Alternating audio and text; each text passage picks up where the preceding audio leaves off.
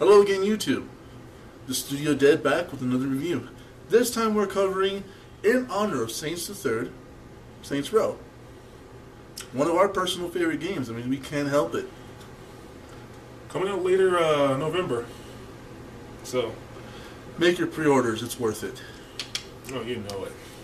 Well, the first thing we want to tackle really is that, there's a lot of things said about this game, especially the fact that it is a Grand Theft Auto clone.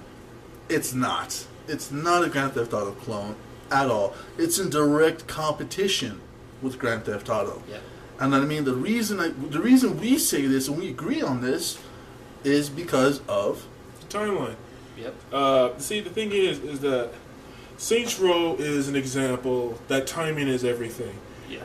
After San Andreas came out, the fans of Saints Row, was in a hunger for 4. It was already hyped up. It was already mentioned, but Rockstar was taking their sweet time coming out with it. Oh, so sweet. And we as gamers, we're not the most patient people in the world. I mean, let's face it. We'll wait for a game if it's good, but we won't wait. God, how many years?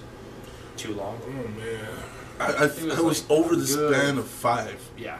Well over the span of 5 years. Now, the one thing that Saints Row did bring to the competition that no Grand Theft Auto has brought is customization to your character. A lot of it. A lot of it. We're not saying that Grand Theft Auto completely limited you. What we're saying is that Grand Theft Auto, you play a preset character. Pretty much. You play Nico Bellic, you play all these other guys, that dude from San Andreas, I don't know his name, honestly. Yeah. Personally, you play people who have their own backstories, their own looks, their own history, and Saints Row pretty much changed that.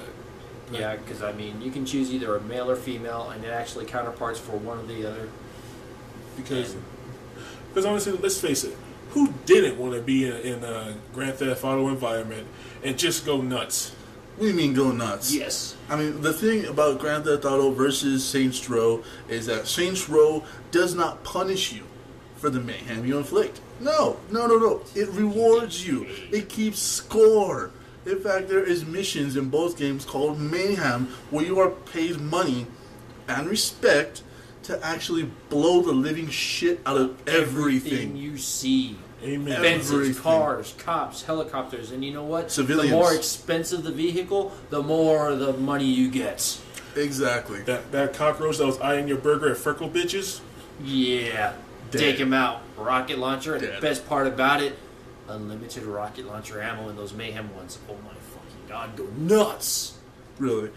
Now, Saints Row 1, epic game. Epic game. Now, a lot of people talk about the free world environment and so on and so forth and getting drunk and whatever that you've done in all these other games. The thing about Saints Row is that it not only did it give you that mayhem, but it gave you one hell of a story.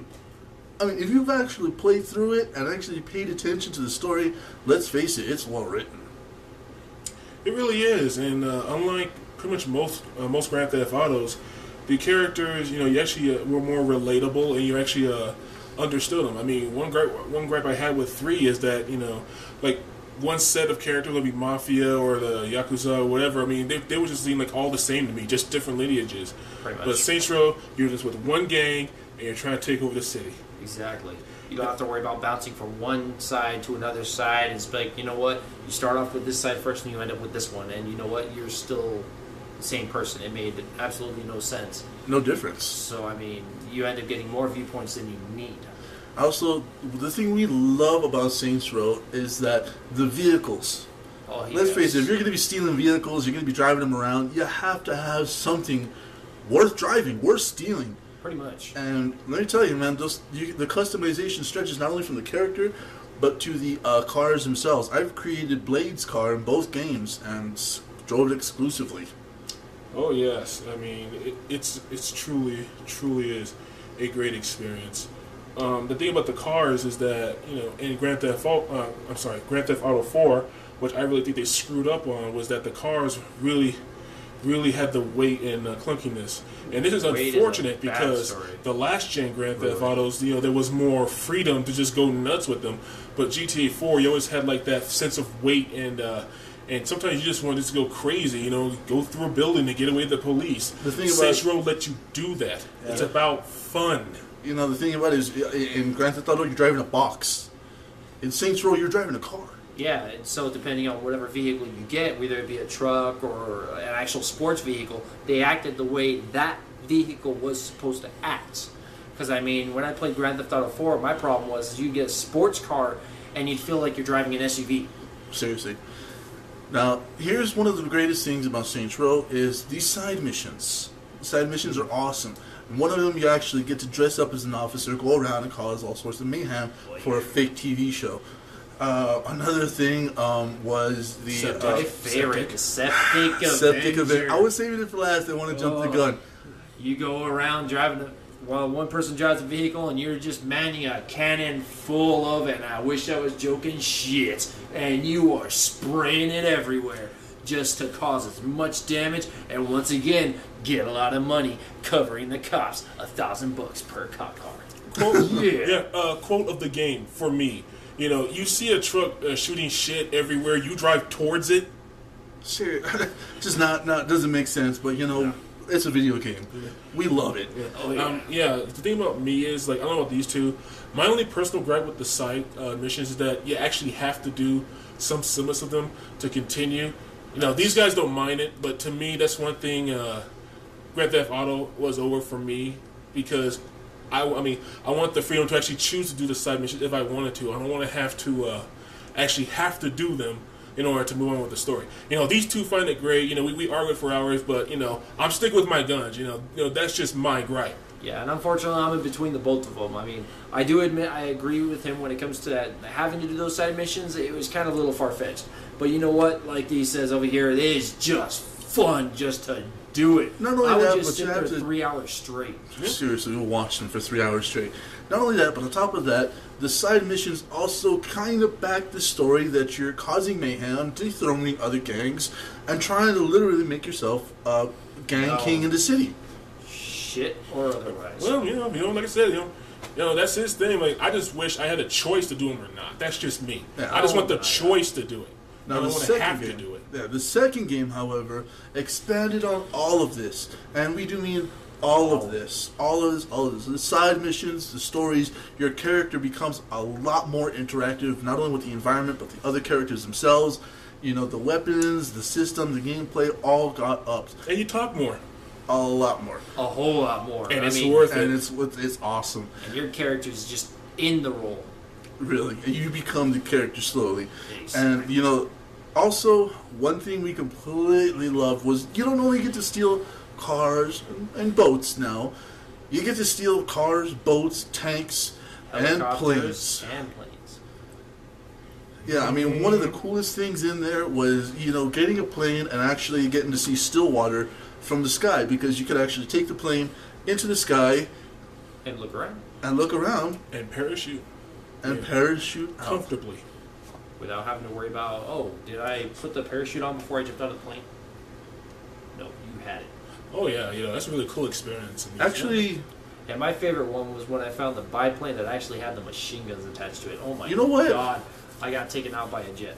I'm liking this stealing a plane and parachuting out of it more and more. It's just a game, you know. Yeah, it's just a game. You don't.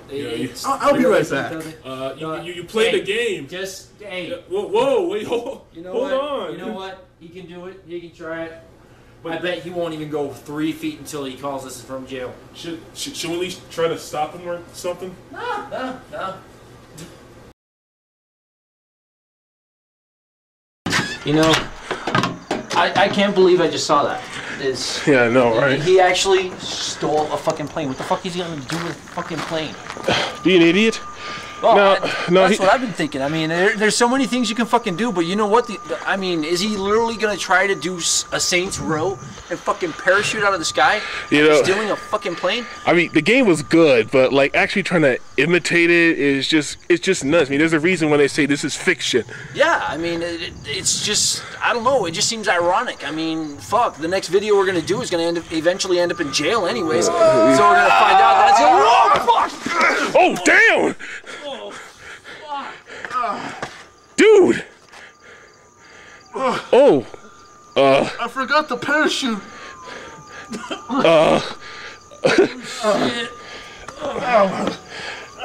Okay, hold on. I'm going home. Now these two idiots are back from the hospital. Yeah. Fun. And a couple of muscle relaxers later. I'm fine. They're good. Landed on a white boy. Best cushion in the world. And I'll also, that's take your word for Christian that. World, so I don't know how that I can be cushions, but I feel great. Yeah, okay, so back to the review. Awesome games. We love them. We absolutely love them. We recommend them to anybody who's ever enjoyed an open world, third person over the shoulder game. These games are awesome. Not only do they involve you in the game personally, but you also get to experience so much. Now, we give our personal recommendation, and we're all three of us are looking forward to Saints the Third. The trailers you brought out so far, THQ, oh man, Volition, keep it up. Keep it up. Fighting the data wave, like via Tron style. Awesome. Oh, yeah. Oh, yes. So, that's our review. Tune in next time. We're going to be tackling one that you guys have requested from us on a number of occasions. The Gears of War trilogy. Stay tuned. The Dead Man. Drake. Ice. See you next time. Smooth. How long was that?